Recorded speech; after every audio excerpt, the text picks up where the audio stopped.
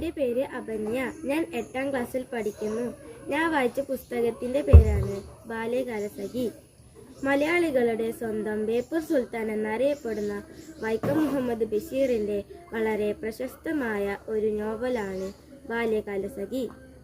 1944 പുറത്തിറങ്ങിയ ഏറ്റവും പ്രശസ്തമായ ഈ നോവലാണ് മലയാളത്തിലെ മുസ്ലിം സാമൂഹിക ജീവിതം ആദ്യമായി അവതരിപ്പിക്കുന്നത്.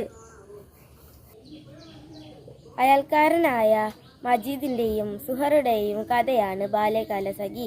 പണക്കാരൻ്റെ മകനാണ് മജീദ്. സുഹറ പാവപ്പെട്ട അടയ്ക്ക കച്ചവടക്കാരൻ്റെ മകളും.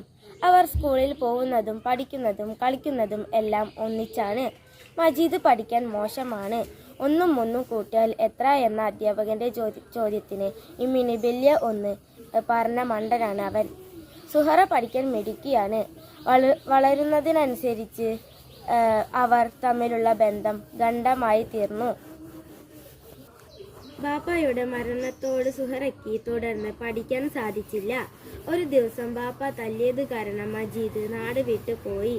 6 കൊല്ലം കഴിഞ്ഞ് അയാൾ വെറും കൈയോടെ മടങ്ങിയെത്തി. കുടുംബം സാമ്പത്തികമായി ആകെ തളർന്നിരുന്നു. വേറെ ഒരു അറവുകാരൻ്റെ 2ാം ഭാര്യയായി കഴിഞ്ഞിരുന്നു സുഹറ. മജീദ് വന്നെന്നറിഞ്ഞ് സുഹറ ഓടിയെത്തി തന്നെ ഉപദ്രവിക്കുന്ന ഭർത്താവിൻ്റെ വീട്ടിലേക്ക് മടങ്ങിപ്പോവാൻ അവൾക്ക് മനസ്സുണ്ടായിരുന്നില്ല. അവളെ വിവാഹം കഴിക്കാൻ മജീദിനും ഇഷ്ടമായിരുന്നു. സാമ്പത്തികമായി തകർന്ന കുടുംബം നേരെയാകാനും സഹോദരിമാരെ കെട്ടിച്ചയക്കാനും വേണ്ടി ജോലി അന്വേഷിച്ച് അയാൾ വീണ്ടും നാട് വിട്ടു. ഒരു കമ്പനിയിൽ ഏജന്റായി ജോലി കിട്ടി. ഒരപകടത്തിൽ വെച്ച് മജീദിൻ്റെ ഒരു കാൽ മുറിച്ചു കളയാമായിരുന്നു. പിന്നീട് ഒരു ഹോട്ടലിൽ പാത്രം കഴുകുന്ന പണിയാണ് അയാൾക്ക് കിട്ടിയത്. ഈ ഇടയ്ക്ക് ദീനം വന്ന് സുഹറ മരിച്ചുപോയി എന്ന വിവരം ഉമ്മയുടെ കത്തിൽ നിന്നും മജീദിന് അറിയുന്നത്. അതോടൊപ്പം വീട് ജപ്തിയാണെന്നും എന്തു ചെയ്യണമെന്ന് അവർക്കറിയില്ലായിരുന്നു. കുറെ നേരം പ്രപഞ്ചശൂന്യമായി പോയ പോലെ തോന്നി മജീദിന്.